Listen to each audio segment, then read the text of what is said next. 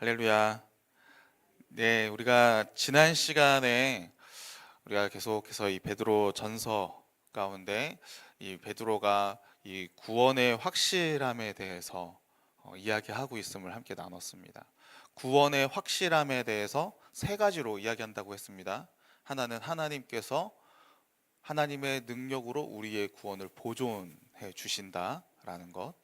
그리고 오늘 우리가 나누게 될 이 고난으로 말미암아 우리의 구원이 증명되고 있다라는 것. 그리고 또 하나는 하나님께서 옛 선지자들에게 이미 이 구원에 대해서 이미 말씀을 하셨다, 예견하셨다라는 이 세 가지로 말미암아 베드로가 이 고난받는 그 성도들에게 구원의 확실함에 대해서 첫 번째 위로함으로써 구원의 확실함에 대해서 이야기하고 있다라고 이렇게 말씀드렸습니다.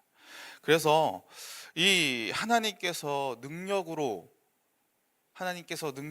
우리의 구원을 보존하고 계신다라는 것에 대해서 우리가 세 가지로 이야기했어요. 하나님께서 우리 가운데 무엇을 주신다고요? 산 소망을 있게 하신다라고 이야기했습니다. 산 소망. 그리고 또 하나, 우리를 위해서 이미 영원한 유업을 하늘 가운데 마련해 두셨다라는 거예요. 이미 과거에. 그리고 그 과거는요, 반드시 우리 가운데 오게 될 것이다라는 것이죠.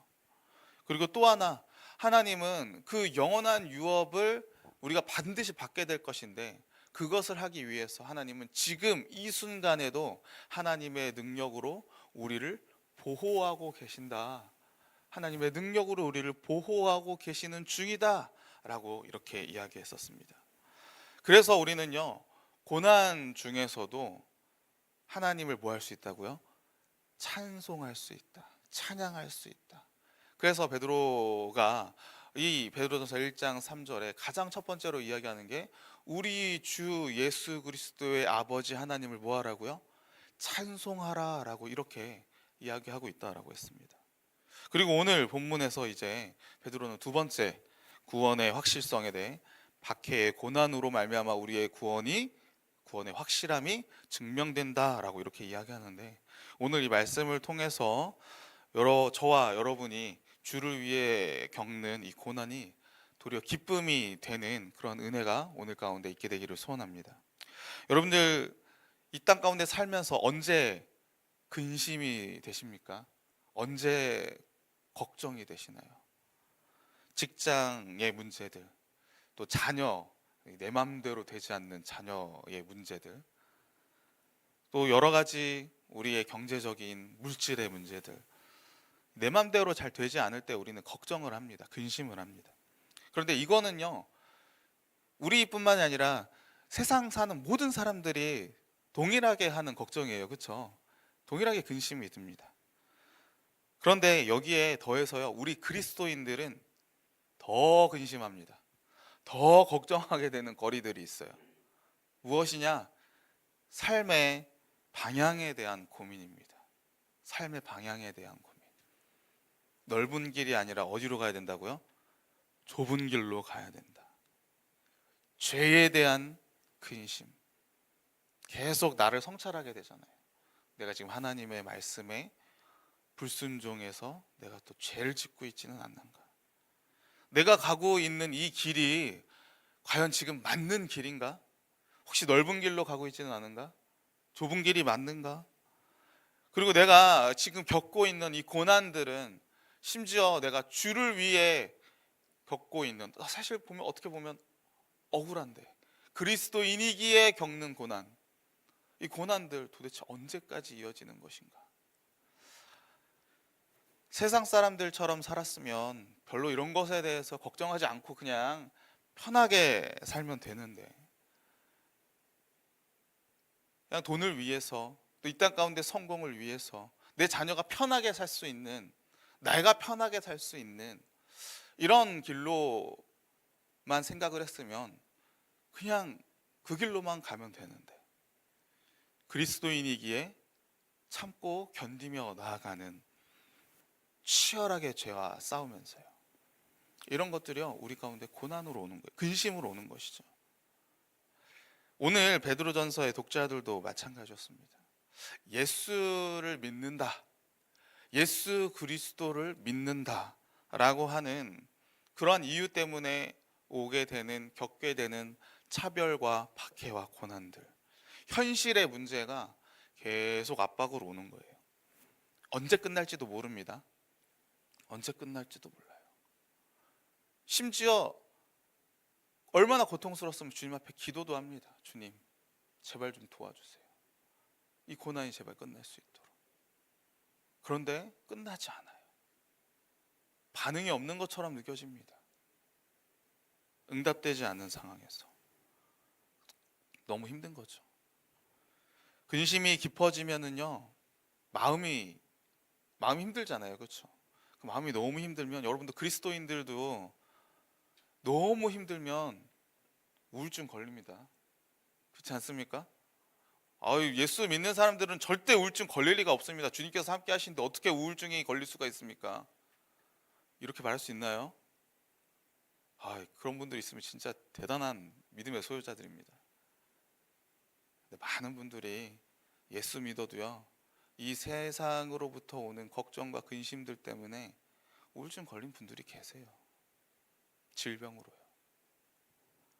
심지어 그것 때문에 어떤 분들은 믿음의 길에서 잠시 떠나게 되는, 너무 낙담되고 낙심되니까, 고난이 끝이 나지 않으니까, 이런 분들도 있다라는 것입니다. 아마 여기 계신 분들도 고난과 근심의 정도의 차이일 뿐이지 계속적으로 경험하고 계시는 분들도 분명히 계실 겁니다. 마찬가지입니다. 그래서 오늘 이 베드로는 고난에 대해서 세 가지로 이야기합니다. 세 가지. 첫째로는요, 우리가 이 고난, 근심에 대해서 그나마 조금이라도, 혹은 이것을 견디기 위해서, 극복하기 위해서 우리가 먼저 알아야 될 것은 고난, 근심 그 자체에 대해서 우리가 알아야 된다라는 거예요. 그게 과연 뭐냐? 여러분들 공포영화 보신 적 있으십니까? 공포영화? 아마 소시적에 다들 한 번씩 보셨을 거예요, 그렇죠? 이 공포영화 보면은요, 무섭습니다. 무서워요. 왜? 언제 이 귀신이 갑자기 팍 튀어나올지 모르니까. 내용 모르잖아요, 그렇죠?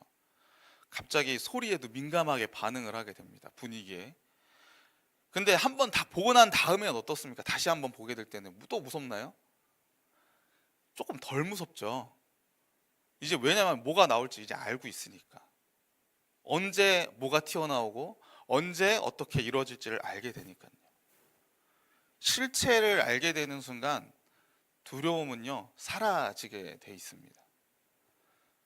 마찬가지로 고난에 대한 근심, 고난을 견디는 것, 이것 역시도 마찬가지라는 거예요. 고난이 도대체 뭐냐? 이 나에게 오고 있는 이 현실이 지금 너무 힘든데 이게 도대체 왜 오는 것이고, 무엇 때문에 오는 것이고, 언제까지 이루어지는 것인지를 우리가 알게 된다면 조금이나마 참을 수 있게 된다는 거예요. 오늘 6절 말씀에 보면요, 그 모습을 이야기합니다. 6절 말씀 함께 읽어보겠습니다. 시작. 그러므로 너희가 이제 여러 가지 시험으로 말미암아 잠깐 근심하게 되지 않을 수 없으나 오히려 크게 기뻐하는 도다. 여기서 고난에 대해서 베드로가 이렇게 이야기합니다. 고난의 기간에 대해서 이야기하고 있어요. 뭐라고 이야기합니까? 고난 언제까지 경험한다고요? 잠시요. 잠깐이에요. 잠깐. 여러분, 근데 이 잠깐이라는 이 잠깐이라고 이야기했지만 최대가 언제까지일까요? 갈 때까지죠. 이 땅에서 살 때까지예요. 그렇죠? 이 땅에서 살 때까지가 가장 장시간일 겁니다. 그러면 최소는 언제일까요? 최소는요, 하나님의 마음에 맞는 우리의 믿음의 변화가 일어날 때까지라는 거예요. 다시요. 우리의 믿음의 변화가 하나님의 마음에 맞을 때까지. 이해가 되십니까? 이게 아마 최소의 고난의 일대일 거예요. 그렇게 말한다고 한다면 여러분들, 우리는요, 이 고난의 목적과 이유, 이에 대해서 우리는 설명할 수 있습니다. 여러분들, 우리가 그리스도인들은요, 이 땅 가운데 살아감에 있어서 그리스도인들은 누구의 통치 가운데 살아가고 있습니까? 하나님의 통치 가운데예요. 나는 새마저도 하나님께서 하나님의 허락이 없이는 단 한 마리도 떨어질 수 있습니까? 없습니까? 없어요. 우리의 삶에서 일어나는 모든 일들에 대해서는요, 하나님의 허락하심과 하나님의 허용하심이 있습니다. 그렇다라고 한다면 우리가 겪는 고난에 대해서 하나님은 우리로 하여금 고난을 겪게 하는 이유가 뭐겠습니까? 믿음의 성장을 위해서요. 언제까지요? 예수 그리스도의 장성한 분량에 이르기까지. 온전한 믿음으로 가게끔 하는 그 믿음까지 하나님은 우리에게 고난을 허용하시는. 그래서 하나님은요, 테스트 하시는 거예요. 시험, 하나님의 시험이라고 이야기하잖아요. 그렇죠? 테스트입니다. 우리의 믿음을 위한 시험. 아니, 목사님, 그러면 이 땅 가운데 성도가 죄 짓는 건 어떻게 되는 겁니까? 우리 성경 가운데 시험, 똑같은 템테이션에 대해서 이 시험, 테스트로 쓰인 것과 템테이션, 이 미혹이라고 쓰인 단어가 헬라어가 동일한 헬라어예요. 그러면 사단이 주는 미혹, 하나님은 우리를 미혹하지 않으세요. 그렇죠? 오직 누가 미혹하는 겁니까? 사단이 미혹을 하는 거예요. 그 사단의 미혹 가운데 우리가 죄를 짓게 되는 겁니다. 내 욕망을 위해서, 내 정욕을 위해서. 그러면 이 고난은, 죄로 인한 고난도 하나님의 허용하심입니까? 우리의 믿음을 증진을 위해서요? 예, 하나님 허용하세요. 죄에 대한 징벌이지만, 죄에 대한 대가로 말하면 징벌이지만, 그 고난은 징벌이지만 단순히 징벌에 끝나지 않는다라는 거예요. 그 징벌을 통해서 하나님은 뭐 하기를 원하세요? 다시 회개하고 돌아오기를 원하세요. 그 징벌을 통해서 벌로 인해서 다시 한번 그 죄를 짓지 않고 다시 회개함으로 그 믿음을 다시 한번 굳건하게 하시기를 원하신다라는 거예요. 그러면 우리는요, 고난의 이유와 목적에 대해서 우리는 정의할 수 있습니다. 고난 가운데 오는 이유가 뭡니까? 그것이 나의 죄로 인함이든 하나님의 그 욥기서의 그 욥과 같은 하나님의 그 믿음을 위한 시험이든지 간에 하나님께서는 우리를 믿음의 온전함으로 이끌기 위한 고난을 주신다라는 거예요. 그리고 또 하나, 우리가 고난에 대해서요, 이렇게 이야기하죠. 잠깐 근심하게 되지 않을 수 없다. 반드시 근심하게 된다. 반드시 고난을 겪게 된다라는 거예요. 왜요? 이게 누구의 길이었기 때문에? 예수 그리스도께서 이 땅 가운데 사신 모습이었기 때문에 고난 당하면서 사셨어요. 왜요? 우리의 죄를 위해서. 그러기에 우리 역시도요, 이 땅 가운데 나를 위해 고난을 받는 게 아니라 예수 그리스도 주를 위해 겪는 고난에 있어서 우리 역시도 십자가의 길을, 그 고난의 길을 예수 그리스도께서 사셨던 그 삶을 우리 역시도 살아간다라는 거예요. 그러면서 그분의 향기를 우리가 뿜어내는 겁니다. 그렇다라고 우리가 이 고난에 대해서 정의한다면요, 인정한다면요, 이 고난에 대해서 우리는 상대적으로 견디기 쉽게 된다라는 거예요. 그런데 이렇게 이야기해도 견디기 쉽습니까? 쉽지 않습니까? 쉽지 않아요. 왜냐하면 이거는 3인칭으로 보는 거잖아요. 그렇죠? 고난, 내가 지금 아파 죽겠는데, 내가 지금 힘들어 죽겠는데, 내 마음이 무너지고 있는데, 여러분들 1인칭인데요. 누가 고난을 대신 견뎌줍니까? 1인칭인데 3인칭으로 어떻게 봐요? 그래서 우리가 기도하는 겁니다. 내 능력으로 안 되니까요. 그래서 성령 하나님께 주님 도와주세요. 제가 견딜 수 있는 힘은 없습니다. 성령 하나님, 나로 하여금 이 고난에 대해서 내가 3인칭으로 볼 수 있도록 주님, 나로 하여금 깨닫게 하여 주시옵소서. 기도할 수밖에 없는 거예요.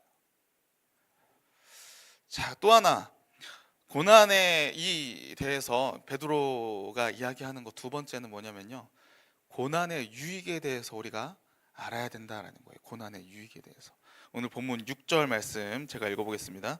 그러므로 너희가 이제 여러 가지 시험으로 말미암아 잠깐 근심하게 되지 않을 수 없으나 오히려 크게 기뻐하는도다. 여러분들, 근심해도 도리어 오히려 크게 기뻐할 수 있는 이유가 무엇입니까? 5절 말씀에 나와 있어요. 하나님께서 능력으로 우리의 구원을 보존해 주시기 때문에 우리는요, 고난 가운데서도 도리어 크게 기뻐할 수 있는 거예요. 그리고 또 하나, 그 모습이 하나님께서 우리를 보존해 주신다라는 그 모습을요, 우리가 실제로 나의 7절 말씀에 나의 믿음의 확실함, 고난을 통해서 경험되는 나의 믿음의 확실함이 드러나기 때문에 도리어 우리가 기뻐하게 된다라는 거예요. 그래서 7절 말씀 우리 함께 한번 읽어보겠습니다. 시작. 너희 믿음의 확실함은 불로 연단하여도 없어질 금보다 더 귀하여 예수 그리스도께서 나타나실 때에 칭찬과 영광과 존귀를 얻게 할 것이니라. 여러분들, 금을 불로 연단하는 이유가 뭐겠습니까? 너무 당연하잖아요. 불 가운데 우리가 뭘 제거하기 위해서요? 금 속에 포함되어 있는 불순물 제거하기 위해서, 우리가 정금으로 만들기 위해서 불로 연단하는 겁니다. 마찬가지로 우리의 이 현실의 삶 가운데, 현실의 고난, 이 불시험 가운데 우리가 이 땅에서 이 금같이 생각하고 있는 우리의 모든 불순물들을 다 어떻게 하는 거예요? 녹여버리는 거예요. 우리가 금같이 생각하고 있는 거, 돈일 수 있잖아요. 진짜 말 그대로 성공일 수 있습니다. 내 자녀일 수 있어요. 내 직장일 수 있어요. 내 건강일 수 있어요. 이러한 것마저도 이 불시험 가운데 녹여버리는 거예요. 없애버리는 거예요. 그리고 뭐만 남냐? 내 믿음의 확실함, 내 믿음만 남는 거예요. 이 고난을 통과했을 때, 이 고난을 통해서 진정한 금, 우리의 믿음, 하나님을 향한 그 믿음, 이것만 남게 된다고 한다면 우리는요, 내 믿음에 대해서 거짓 믿음이 아니야. 하나님께서 나를 구원하신 거는 확실해 라고 하는, 우리의 믿음이 진짜 정금 같은 거야 라고 한다고 하는, 이게 증명이 된다라는 거예요. 증명이 된다. 그리고 이 증명된 이 믿음으로 인해서 누가 영광을 받는 겁니까? 누가 나타나실 때요? 예수 그리스도께서 나타나실 때 칭찬과 영광과 존귀를 얻게 할 것입니다. 주님께서 영광과 존귀를 얻게 된대요. 여기 또 보시면 앞에 칭찬이라고 나와 있잖아요. 그렇죠? 보통은 찬양 아닙니까? 찬양과 영광과 존귀가 나와야 되잖아요. 그렇죠? 근데 심지어 헬라어에서는요, 이거 칭찬이 찬양으로 돼 있어요. 동일한 언어예요. 근데 칭찬이라고 말한 거 뭐겠습니까? 주님께서 우리를 향해서 칭찬하신다라는 거예요. 너희 믿음의 진짜 진실됨을 잘 드러냈다고요. 그러니까 우리는 이렇게 이야기할 수 있습니다. 고난을 통해 우리의 믿음이 진정 참되고 진정 값진 것이라고 증명되기 때문에 고난은 뭐라고요? 유익이라고요. 절대 이해할 수 없지만 고난은 뭐라고요? 유익이라고요. 그래서 이 고난의 유익으로 말미암는 우리의 반응, 오늘 베드로가 마지막으로 이야기하고 있어요. 8절 말씀 우리 함께 읽어보겠습니다. 시작. 예수를 너희가 보지 못하였으나 사랑하는도다. 이제도 보지 못하나 믿고 말할 수 없는 영광스러운 즐거움으로 기뻐하니. 말할 수 없는 영광스러운 즐거움으로 기뻐한다. 얼마나 기쁘면은요, 말로 표현조차 할 수 없겠다라는 것입니까? 왜 그렇습니까? 왜 우리가 이렇게 기뻐해요? 예수님의 말씀이 우리 가운데 이루어졌기 때문이에요. 여러분들 앞에 보시면 예수를 너희가 보지 못하였으나 사랑하는도다 라고 이렇게 이야기하는 거잖아요. 그렇죠? 이거 베드로가 정말로 예수님께서 하신 말씀을 그대로 생각하면서 이야기한 거예요. 요한복음 20장 28절 29절 말씀에 이렇게 나와 있습니다. 도마가 대답하여 이르되 나의 주님이시요 나의 하나님이시니이다. 예수께서 이르시되 너는 나를 본고로 믿느냐? 보지 못하고 믿는 자들은 복되도다 하시니라. 예수님께서 말씀하신 보지 못하고 믿는 자들은 복되도다라고 이야기한 그 예수님의 말씀이 우리 가운데 지금 실현된 거잖아요. 우리가 복된 존재라는 게 예수님의 말씀이 내 삶 가운데 이 고난을 통해서 나의 믿음이 진짜다라는 것이 드러났기 때문에, 예수님의 말씀이 이루어졌기 때문에 우리가 복된 존재구나, 성경이 내 삶 가운데 능력으로 역사했구나, 그렇기 때문에 너무 기쁜 거예요. 그게 말할 수 없는 영광스러운 즐거움과 기쁨으로 나올 수밖에 없는 거예요. 그리고 우선은 우리는요, 말씀이 내 가운데 성취되는 겁니다. 심지어 믿음이요, 복된 존재로서요. 그럼 우리는 알게 됩니다. 뭘요? 이 믿음의 끝은 곧 무엇이기 때문에? 구원의 완성이기 때문에요. 그래서 9절에 이렇게 이야기하는 거예요. 9절 같이 읽겠습니다. 시작. 믿음의 결국 곧 영혼의 구원을 받음이라. 할렐루야. 믿음의 결국, 이 참된 믿음의 결국, 우리가 보지도 않고 우리가 보는 것으로 행하는 게 아니라 우리가 믿음으로 행하는, 고린도후서 5장 7절 말씀처럼 우리가 보는 것으로 행하는 사람들이 아니라 우리가 보지 않고 믿음으로 말미암아 행하는 사람들인 것이 증명되었기 때문에 우리가 구원받은 존재이기 때문에 우리 그것을 확인하게 된다는 거예요. 즐겁게, 아주 기쁘게 나아가게 된다는 것입니다. 그렇기 때문에 사랑하는 성도 여러분, 고난 가운데서도요, 우리가 기꺼이 기뻐할 수가 있습니다. 도리어 고난이 올 때 몸은 힘들고 걱정이 되고 정말로 현실이 너무 힘들지만 마음 한구석에는요, 기대감이 생기는 거예요. 이거 경험한 사람들만 할 수 있습니다. 무엇을요? 하나님께서 또 이 땅 가운데 이 고난을 통해서 나로 하여금 어떤 역사들을 이뤄갈 것인가, 이 고난이 끝난 다음에 내 가운데 내가 하나님과 얼마나 더 가까이 있게 될 것인가, 이러한 게요, 우리의 마음 한구석에 조금씩 싹 터오는 것입니다. 이게 바로 그리스도인들의 이 땅 가운데 고난을 겪는 믿지 않는 자들과 다른 점입니다. 우리가 그리스도인에게 기대할 수 있는 점이에요. 그러기에 사랑하는 성도 여러분, 오늘 하루도 힘내시기 바랍니다. 힘내시기 바랍니다. 그리고 기뻐하세요. 고난은 우리를 절망으로 끌고 가지 못합니다. 잠깐 근심할 수 있지만 도리어 크게 기뻐할 수 있게 만드는 수단에 불과합니다. 어떤 분들은 목사님 너무 고난을 쉽게 보시는 거 아닙니까? 이렇게 이야기할 수 있어요. 그렇죠? 진짜 목사님이 진짜 고난이라는 그 현실의 그 쪼임과 이런 것을 진짜 경험해보지 못했기에 이렇게 쉽게 말씀하시는 거 아닙니까? 이렇게 말씀하실 수도 있을 것 같아요.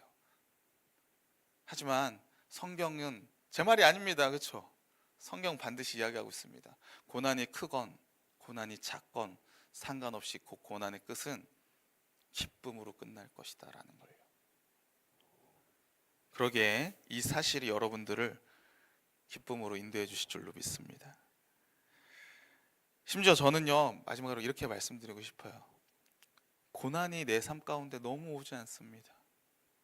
걱정 근심되는 게 실상 그렇게 걱정이 되지도 않고요.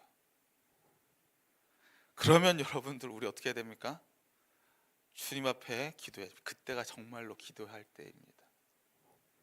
우리가 너무 형통한다면은요, 이 땅 가운데 별로 그렇게 큰 어려움도 없었고 그럴 수 있잖아요. 그렇죠? 가진 게 많으면요, 자녀들도 그냥 너무 무럭무럭 잘 자라고 있고 내 사업도 내 건강도 너무 다 철저하게 잘해서 별로 그렇게 크게 걱정되는 게 없다고 한다면은요, 형통하다고 한다면 여러분들 우리 두려워해야 됩니다. 예수님도 고난당하시고 가셨는데 나는 지금 어떻게 살고 있는 건가? 도대체 내가 예수님과 관계되어 있는 게 무엇인가? 그리스도인이라고 한다면 반드시 고난을 받게 돼 있다고 이야기하는데 도대체 나는 왜 고난을 겪지 않는 것인가? 특별히 우리 자녀 문제에 있어서 여러분들, 우리 자녀들은 고난받기를 원하는 부모가 누가 있겠습니까? 안전하게 평안하게 주님께서 인도해 주셔서 그냥 평탄한 길로 가기를 간절히 원하고 있겠죠. 그렇지만 우리가 자녀를 위해서 기도해야 됩니다. 이렇게 기도할 줄 알아야 돼요. 주님, 우리 자녀가 하나님을 온전히 믿지 않는다라고 한다면 고난을 주셔서라도 주님, 우리 자녀가 주님을 온전히 믿을 수 있도록 도와주세요. 구원의 확실함을 우리 자녀가 누릴 수 있도록 도와주세요. 이렇게 기도해야 된다라는 것입니다. 저와 여러분이 참 세상은 절대 이해하지 못하는 그런 모습입니다. 하지만 담대하게 구원하실 주님을 믿고 우리 자녀들을 위해서 담대한 기도를 하시기를 주님의 이름으로 축원합니다. 함께 기도하겠습니다. 사랑과 은혜가 풍성하신 하나님,